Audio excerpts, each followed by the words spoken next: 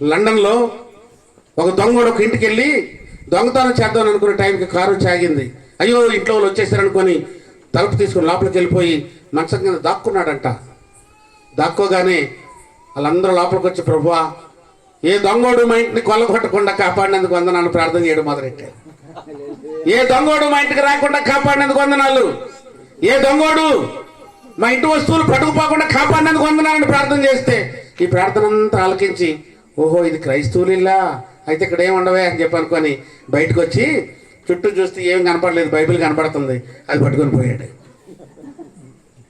ఆ బైబిల్ పట్టుకొని పోయి ఇలాంటి లాంతర్లు చెట్ల కింద స్తంభాల కింద కూర్చొని ఆ వెలుగులో ఆదికాండం నుంచి ప్రకటన గ్రంథం వరకు చదివి చదివి చదివి చదివి డేవిడ్ లివింగ్స్టన్ అనే పేరుతో 18 దేశాలు సువార్త చేశాడు. ఆయన సేవకుడిగా మార్చబడ్డాడు. ఒక దొంగోడు బైబిల్ చదివి గొప్ప ఉన్నతమైనటువంటి సేవ చేశాడు.